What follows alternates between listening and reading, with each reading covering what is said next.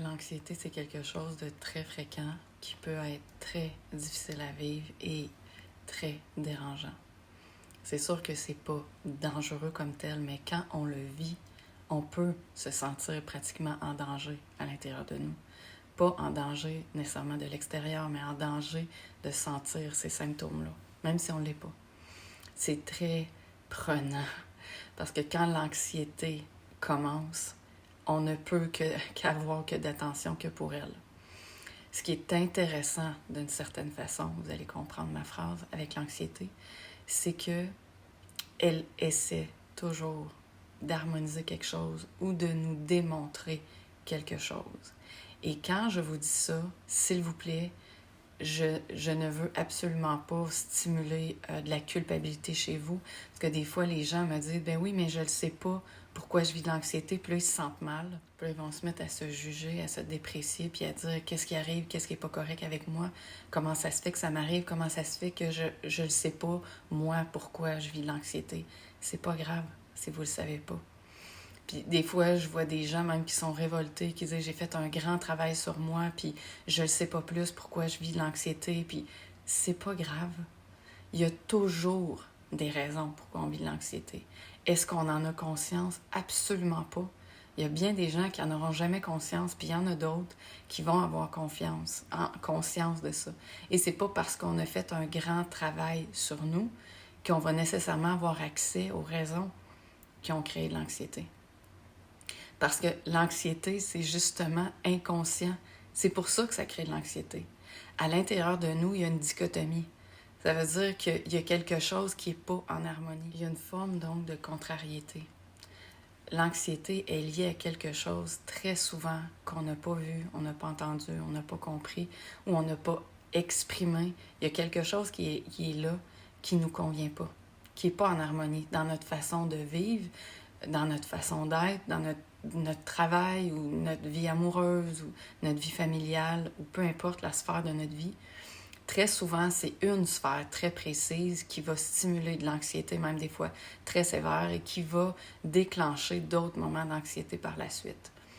Et c'est pas rare que c'est la vie amoureuse, c'est pourquoi j'en parle, c'est pas rare que je vois des gens faire de l'anxiété sévère et qui sont en relation des fois même depuis longtemps avec des gens et qui ne veulent pas voir que c'est ça qui stimule l'anxiété. Parce que ça fait très peur et les gens ne veulent pas nécessairement s'en aller. Des fois, ils savent, après des consultations, on le voit, puis c'est clair, mais au départ, d'accepter ça, ça demande beaucoup de courage. Et des fois, on n'est pas prêt. Donc, c'est pour ça qu'il y a de l'anxiété. Il y a quelque chose qui pousse, qui nous parle, qui nous crie « Écoute-moi, regarde-moi, ça ne marche pas, là. » Il y a des choses qui ne marchent pas. Et ça peut être au niveau du travail, ça peut être au niveau de plein de choses. Souvent, c'est dans des détails. Et très souvent, il y a une forme de perfectionniste, de retenue qui ne veut pas lâcher. Parce que si on lâche, on a peur de ce qui va arriver.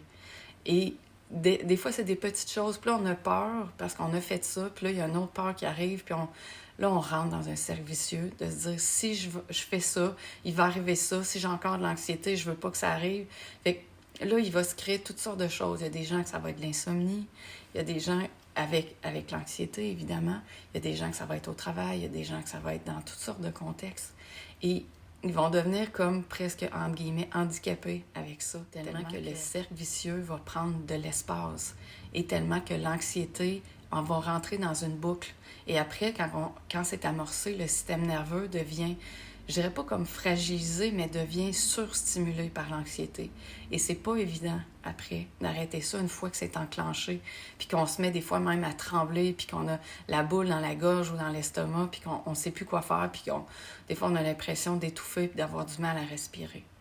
Mais il faut savoir que ce qui déclenche ça, c'est des pensées et des émotions. Et très souvent, c'est la peur que ça se reproduise ou la peur que les gens voient ce qu'on est en train de vivre ou la peur de ce qui pourrait arriver ou la peur de perdre son partenaire, de ne plus avoir d'argent, de perdre son travail, de whatever. Mais des fois, c'est même pas conscient.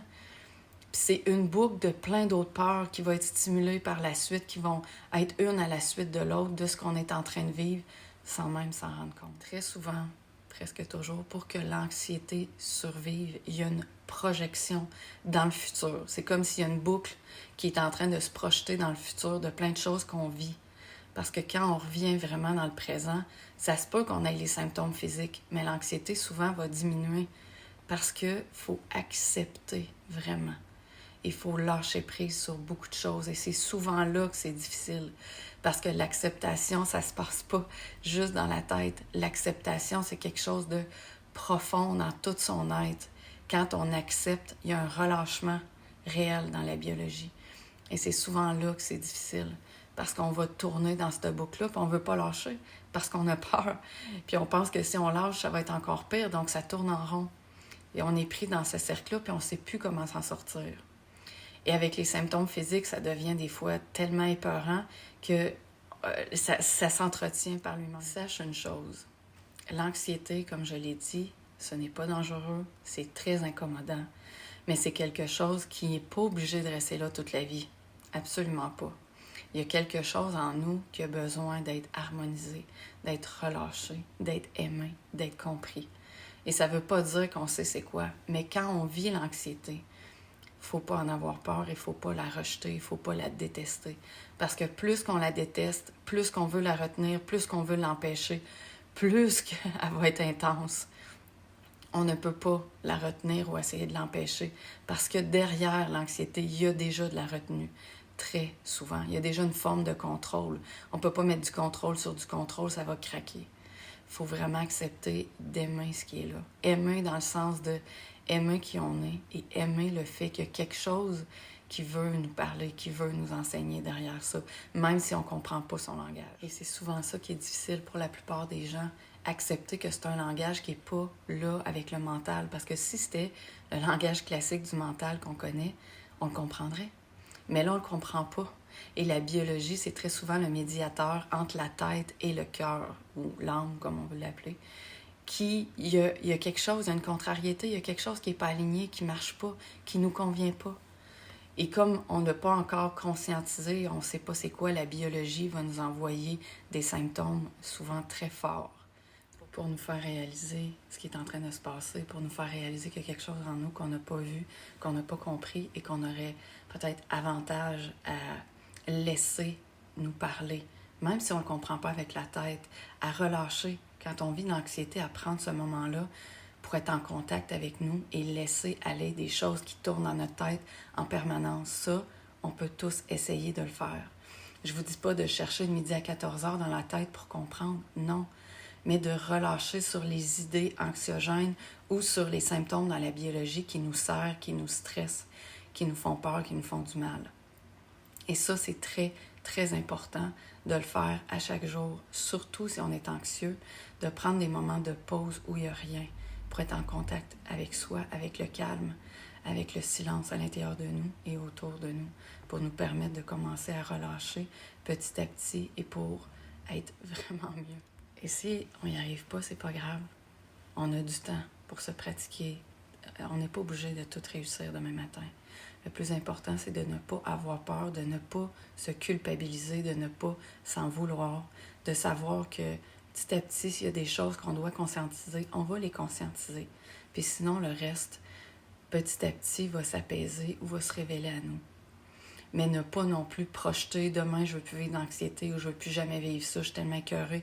Dès qu'on rentre là-dedans, on stimule l'anxiété à chaque fois. Même si c'est difficile, je le sais, mais je vous invite à ne pas prendre cette direction-là.